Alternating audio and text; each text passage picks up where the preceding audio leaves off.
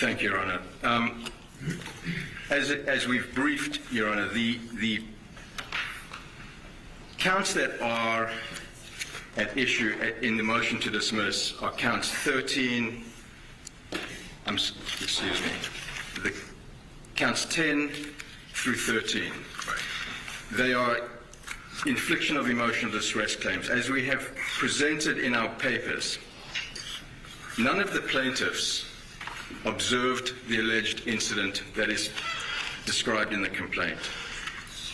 None of the plaintiffs came upon the decedent in close enough proximity to state a claim for emotional distress.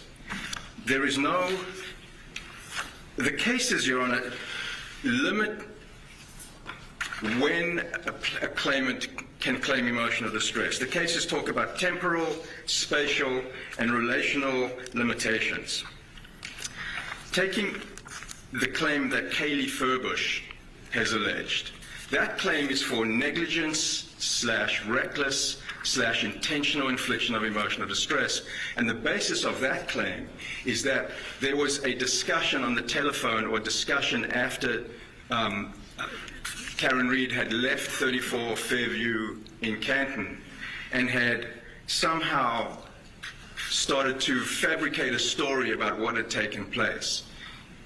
Kaylee Furbush was not at the scene, and the perception of someone dying is not an actionable claim under any case that we can find in Massachusetts state law. So she wasn't at the scene, didn't come upon the decedent, and therefore doesn't have the same types of proof, at least is pled in the complaint, that would satisfy the limitations that the case law sets out, the temporal, the spatial, and the relational.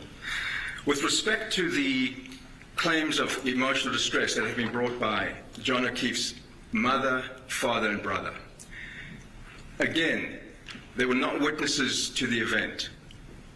They came upon him many hours later.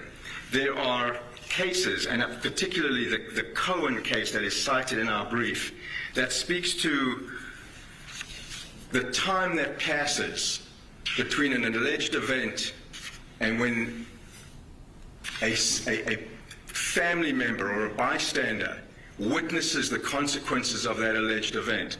And in that Cohen case, the court speaks to the fact that the mother of a young man that died in a plane crash didn't get to find out about it until many, many, many hours later, and the court denied the right to pursue an emotional distress claim.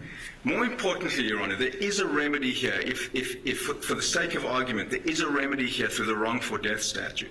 And the wrongful death statute compensates for the types of harms that are alleged in the complaint. So what we're asking the court to do is to dismiss out the emotional distress claims because they are duplicative and allow the plaintiffs to pursue the wrongful death action singularly. We rest on our papers. Thank you, Judge. All right, thank you. So let's turn to the other defendants, if they want to be heard. You've filed separate motions, essentially arguing the same relief, but if you have anything you want to add, you certainly can. The Waterfall? Yes, Your Honor. We have the Waterfall just very briefly. I think the distinction here that counsel's making is that these claims, these infliction of emotional distress claims, are intended when you're in the zone of danger or you're a recipient witness. And in this instance, it's many, many hours later that the parents are seeing the decedent in the hospital. I think it's after 7:50 a.m.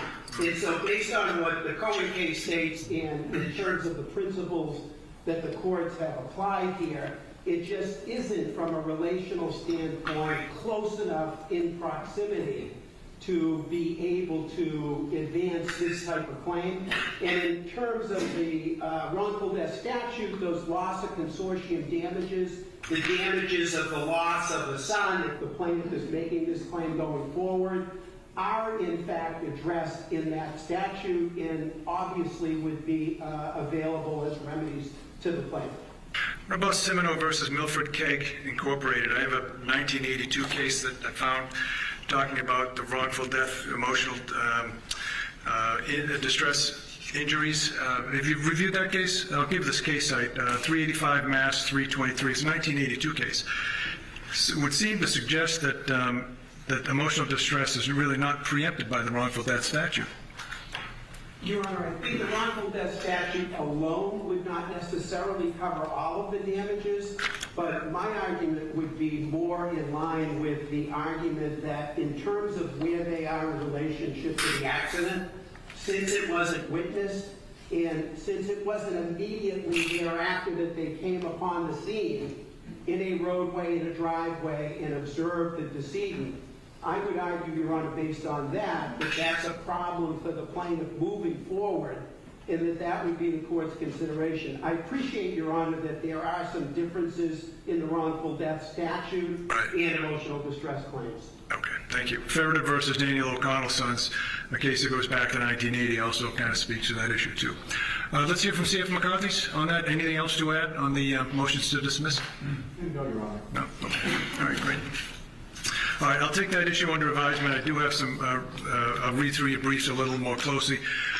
You know, allow us to. Yeah, of course. What I was going to say is that what will happen in just a few moments, I'm going to give the plaintiff an opportunity to respond to that. But I want everyone who's sitting here to understand that the comments I'm making now are not really doing other than just trying to tease out what the issues are. Motions to dismiss are not based upon the evidence, but rather on the allegations that are contained in the complaint. And those allegations, for purposes of a motion to dismiss, have to be accepted as true. And the question is whether or not the plaintiffs have stated a plausible claim under the case law, Iacchino and others that deal with this issue. So with that context, plaintiff, if you want to respond to both the motions to dismiss raised by, I should say, both the two corporate defendants and Ms. Reed. I do, Your Honor. Thank you. The question that's really posed for this court is, like you just said, assuming all facts are true, indulging every inference in the plaintiff's favor, does the plaintiff's complaint plausibly suggest that plaintiffs are entitled to relief? The answer is yes.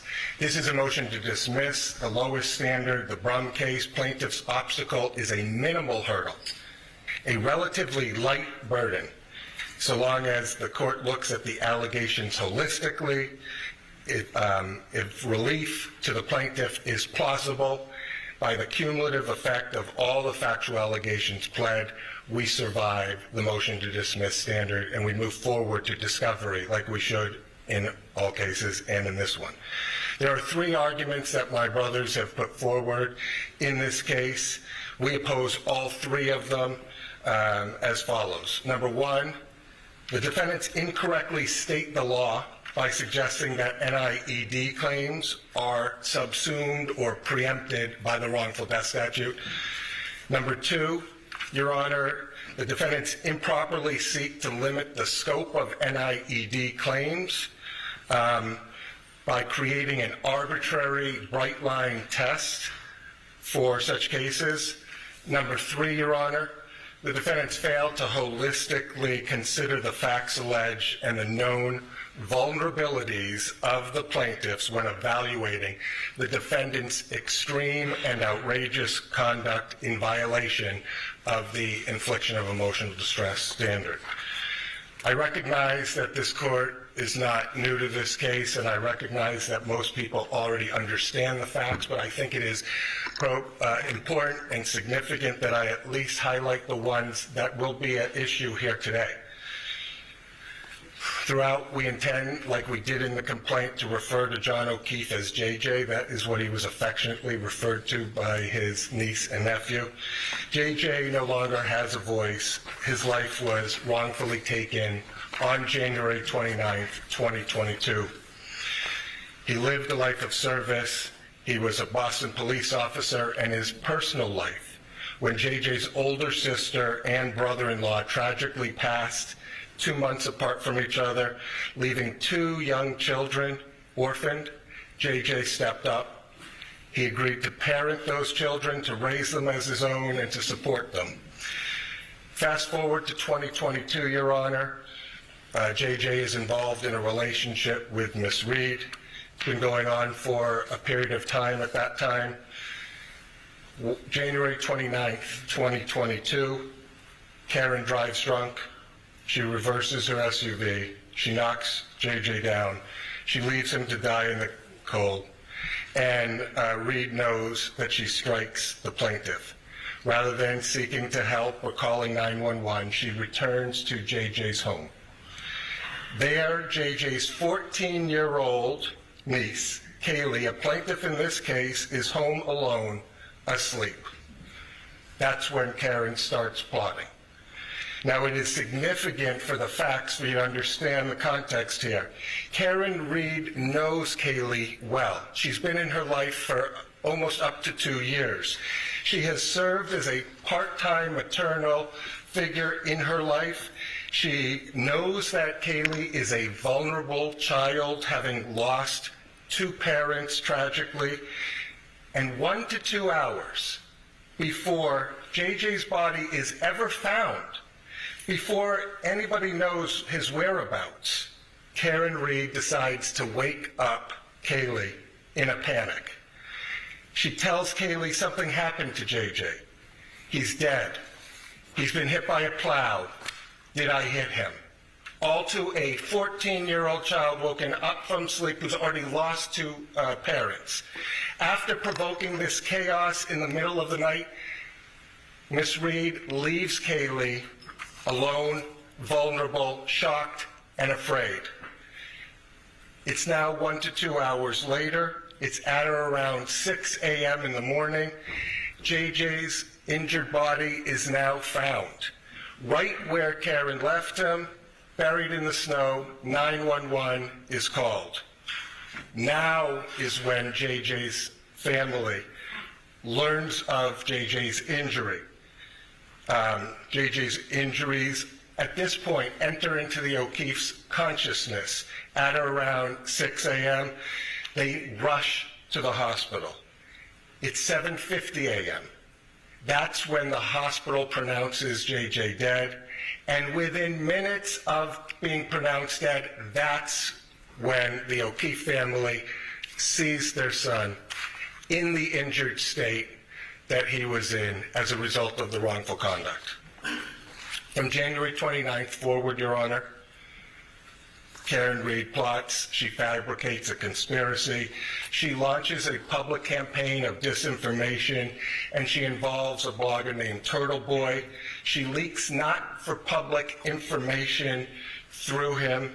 She pits her followers against the O'Keeffe family, and all the while, Karen knows that the O'Keeffe family is also vulnerable, grieving another tragedy in their family. The O'Keeffes and Kaylee suffer severe emotional distress. It's more than anguish and more than grief, and it is not overlapping with the wrongful death statute. So the first argument that the defendants made, they claim that JJ's parents are precluded from bringing NIED claims because such damages are duplicative of the wrongful death statute. We reject that argument. JJ's parents are the next of kin, and their emotional distress claims are not preempted by the wrongful death statute. They took their first shot across the bow by making that their primary argument. Presumptively, they did so because it believed it's their best argument. But the problem with that argument, as Your Honor has already pointed out, it patently misstates Massachusetts law. You have pointed out the Semino case, where, let me just point out first the wrongful death statute. It has 2 components for damages. It has 2 buckets of damages. It has the estate's damages. Those all are JJ's damages. His conscious pain and suffering, the medical bills, things that relate to his damages. And then we have the second bucket, the next of kin bucket. Those are lost value damages. The lost value of JJ being in his next of kin's life. And in that case, Your Honor, it is just the parents. Now, they suggest that those are overlapping with the NIED, but Your Honor was right to point out the Semino case, where a drunk driver kills a 9-year-old boy. The father of that 9-year-old boy brings a case against the drunk and the bar for over-serving him. The father brings 2 separate causes of action, one for wrongful death, one for NIED, negligent infliction of emotional distress. The court held in that, and I quote, Argument that plaintiff's claim for emotional distress is preempted by wrongful death action misconstrues the common law cause of action for emotional distress. Emotional distress, as the concept has evolved in the Commonwealth, is a severe psychological shock directly resulting from experiencing or witnessing the effects of the defendant's conduct. A claim for damages based on emotional distress, the court says, does not include an administrator's claim for loss of consortium, which will be present in every wrongful death action such as this. Since emotional distress is a wrong to plaintiff distinct from what was done to his son and the statutory beneficiaries of the decedent, it is not a duplicative remedy. It is not preempted by the wrongful death statute, and that's page 334 of the Cimino case, Your Honor. Cimino still remains good law. You were right to point that out. It directly contradicts everything that my brothers just argued here in this court, and I see no reason why this court should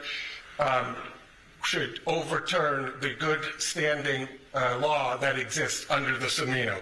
We ask that Your Honor deny the motion to dismiss for that first argument. The second argument that they make, Your Honor, is that the plaintiff's NIED claims are not sufficiently contemporaneous with the alleged accident because the family sees JJ 7 hours after the accident. That the law does not endorse such a narrow, arbitrary interpretation of the law. It is misplaced for the defendants to focus arbitrarily on the time of the accident, because let's look at the law itself. The liability for NIED depends on a number of factors: where, when, and how the injury enters into the consciousness of the plaintiffs. And it also requires the degree of relationship between those plaintiffs. But I repeat, where, when, and how the injury enters into their consciousness. It is misplaced for the defendants to suggest that it matters that plaintiffs were not at the scene of the accident, because, as you pointed out, the Farrader case stands in the exact opposite, where the plaintiff who rushes onto the scene and finds his loved ones injured has no greater entitlement to emotional distress for that shock than a plaintiff who rushes to the hospital, so long as the shock follows closely on the heels of. It is misplaced for the defendants also to suggest that there is a bright line test for the number of hours that passes between the time of an accident and when the injury enters into the consciousness of the plaintiffs. Your Honor has persuasive authority from the Zachary case that shows that an NIED case can survive even when the close family doesn't see the deceased body or the injured body until a day later after the wrongdoing. There is no bright line test. NIED is a fact-intensive analysis. And when we apply the law to the facts of this case, let's look at where, when, and how the injury enters into the consciousness of the people that we're bringing those cases for. It's 12:30 a.m. and nobody except Karen Reed knows about JJ's injuries. Defendant's wrongdoing continues into those early hours. She knows she struck him. She seeks no medical help. Instead, she chooses to cover it up and hides the injuries from anyone. It's not until 6 a.m. that JJ's injuries are even capable of getting into anyone's consciousness. The O'Keefe family immediately learns of JJ's injury, and they, closely on the heels, they rush to the hospital, at which time they see the deceased body within minutes of him being declared dead. It is incredulous to think that a wrongdoer who hides the wrongdoing and the injury from anybody can be relieved of liability simply because the injury becomes knowable only after they disclose it. The defendant's cited cases are inapposite. They have no relationship to what is being asked of this court. They all involve a motion for summary judgment standard, which is a very different standard than the one that we are talking about here today, the motion to dismiss, the lowest hurdle to overcome. They try to equate it to a mother who learns of the rape of her daughter 7 months later, but that rape was known to other people within days.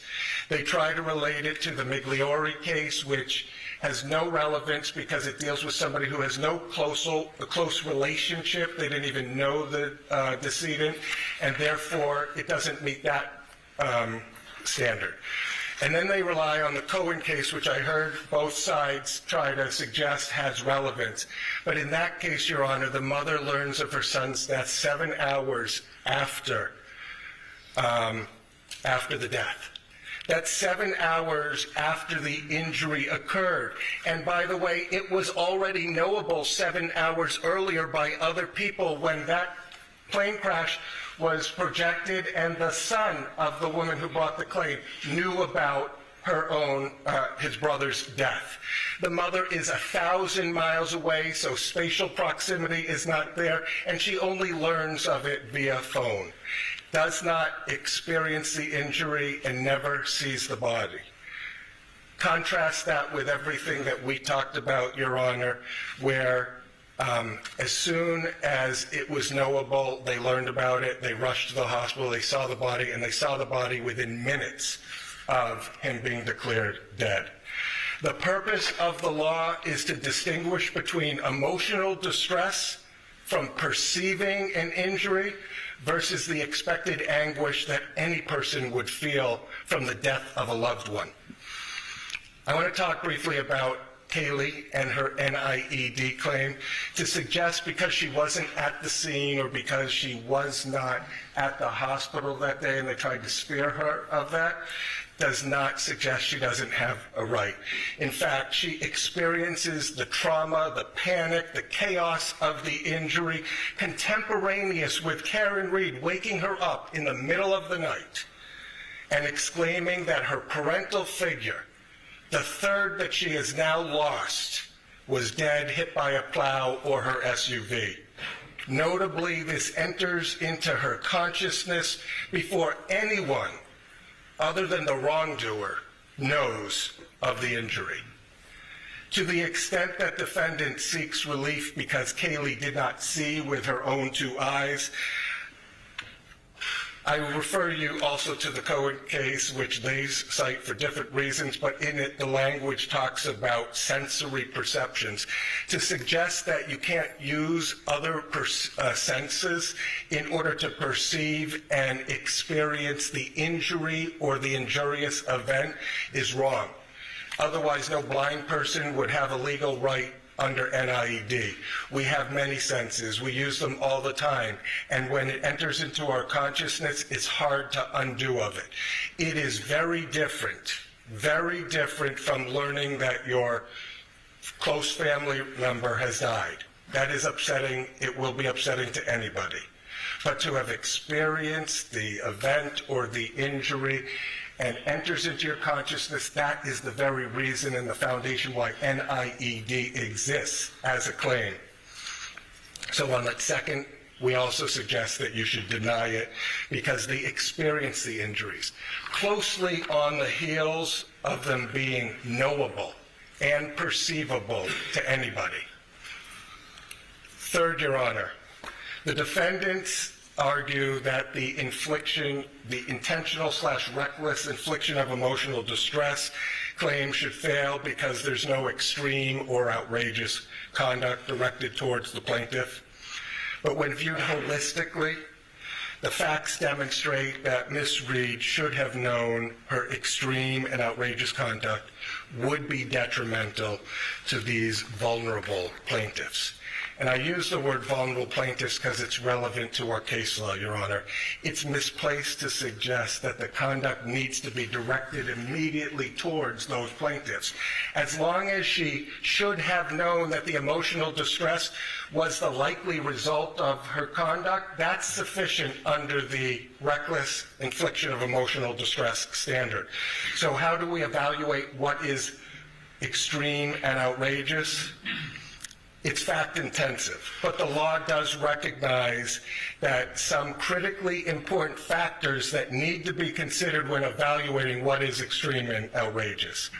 Plaintiff's susceptibility, defendant's knowledge of that susceptibility, and the relationship between defendant and plaintiff. The case law all suggests that that gives rise to extreme and outrageous conduct. In evaluating whether defendant's conduct was extreme and outrageous, the courts should consider whether individuals at whom conduct is directed is known to be particularly susceptible to infliction of emotional distress. Boyle versus Wenck, 1979 case we cited to, Your Honor. Our case law has recognized susceptibilities to evaluate extreme and outrageous conduct to be a recent hospitalization in the Boyle case, a cancer patient in the Harrison case, elderly or frail people in the Bailey case, or children, minors, based on their age in the Sarkonis case, all that we've cited to, Your Honor, and I'm happy to give you cites. The law in Roman versus Trustees of Tufts College says, as it relates to this, the court should put as harsh a face on the defendant's actions as the basic facts would reasonably allow. The relationship of a plaintiff to the defendant and her knowledge of the plaintiff's sensitivities is an important consideration in determining whether the challenge conduct satisfies the extreme and outrageous conduct. That's the Russell case. Let's talk about Kaylee as it relates to the infliction of emotional distress. Should defendant Karen Reed have known that emotional distress was the likely result of her conduct? Was defendant's conduct extreme and outrageous? Those are the questions that ultimately we pose to a jury. Kaylee was young, 14 years old. The defendant had a relationship with her, knew she was emotionally fragile, knew she was orphaned at the age of 6, knew that she lost both parents tragically. The defendant assumed this pseudo-parental role with Kaylee for nearly up to 2 years. The defendant, Miss Reed, knows that she knocked JJ down. It's in the middle of the night. She wakes up Kaylee abruptly. She talks about JJ being dead, being struck by a plow, being struck by a vehicle. Mind you, this is all hours before anybody has even discovered his body, and she is now actively talking about him being dead. Then, after creating this chaotic, upsetting situation in this young, fragile girl's psyche, she leaves her. She leaves her home alone, shocked and frightened. Compound that by defendant's choice to speak her false narrative publicly, to use social media, to leak public information through Turtle Boy, to control that narrative. Why is Turtle Boy out there saying the O'Keefe's family period of grief has expired and they are now fair game? Who leaked the autopsy photos that got published by Turtle Boy for this vulnerable family to have to be exposed to that they weren't seeing before? To the extent that the defendant argues that this is not extreme and outrageous, remember the law. It is the jury's role to decide whether the defendant's conduct was rude and clumsy or extreme and outrageous. That comes right from the case law. As it relates to the family, Your Honor, should the defendant, Karen Reed, have known that emotional distress was the likely result of her conduct? Was defendant's conduct extremely outrageous? Again, those are the questions posed for a jury ultimately. But the law says conduct which the actor should have known would result in distress is actionable. And the plausibility standard, the motion to dismiss standard, which is where we're at right now, Your Honor, simply calls for enough facts to raise a reasonable expectation that discovery will reveal evidence of the illegal conduct. Margaret and John have now buried 2 children. Paul has buried all his siblings. Defendant always knew this. She has always known their vulnerability, and yet she creates a calculated and malicious campaign of disinformation designed to hide the truth in this case. She pits the O'Keefe family versus the Reed family, and a reporter who she asserts editorial control publicly proclaims to Reed supporters, the O'Keefe family's period of grief has expired and they are now fair game. Discovery will track how much leaked information defendant should have known would result in distress to the O'Keefe family. To the extent that the defendant suggests that this case sits nicely within any other case decided on this issue, remember the facts and circumstances here are exceptional. We wouldn't have these TV cameras or a full courthouse if they weren't exceptional.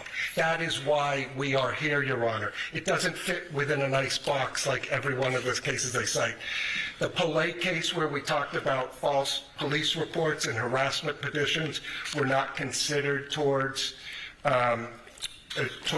emotional distress because they were petitioning activity. I want to talk about that briefly, because what Ms. Reed has done is not petitioning activity. It is not asserting a defense within a courthouse or having her legal counsel assert that defense or testifying at a court hearing. Instead, what Karen Reed is doing is not petitioning at all. She is waiving her Fifth Amendment privilege. She's speaking anywhere and everywhere that would give her a friendly audience with editorial control. She's gone on Dateline, Nightline, 2020, Fox 25, Boston Magazine, Vanity Fair, WEEI, Turtle Boy, HBO Max, ID Discovery, etc. There are more. This is an exceptional case that requires exceptional discovery, that requires us to decide this matter by a jury, not by a motion to dismiss phase, Your Honor. It is not like the Quinn case that they cite where there's an open adulterer involved, and so they think that's not extreme and outrageous. And it's not extreme and outrageous like it has nothing to do with the employment case where they fired somebody who had a criminal case pending, then they brought them back on, and he didn't like the way that they treated him after he was found not guilty, which is different, by the way, than innocent. The court should deny the third of those arguments. They should know that plaintiff's susceptibility and vulnerability are at issue in this case and are the very reason and foundation why it is extreme and outrageous conduct, and that defendants' improper actions would cause severe emotional distress.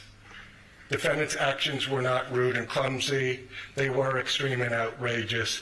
We ask Your Honor to allow this case to go forward with discovery, allow us to explore each and every one of those issues, because these are real damages for real people who have suffered long enough. Thank you. All right, thank you. Any response from the defense? Your Honor, briefly. Firstly, those allegations contained in the complaint are allegations which we will refute. Counsel cites to the Camino case, relies heavily on it. What counsel didn't tell the court is that in the Camino case, the father of the child who died in the car accident was himself hit. Part of the car accident. Gets up, runs to see his son. It's contemporaneous. It's at the time of the event. And the court didn't have the same spatial, relational, and temporal concerns that the cases speak to with respect to emotional distress claims. So I point that out for the Your Honor. He also mentioned much about conspiracy theories, much about going out in the public and creating a narrative, which is precisely the reason why we're going to brief the issue about why those other parties need to be in this case. As I'd said, it is more than just a wrongful death action, Your Honor. I respect the opportunity to brief that, and we rely on our papers and defer to the court on the motion to dismiss. All right, thank you. Any other defendants wish to be heard on the issue? Motion? Anything else?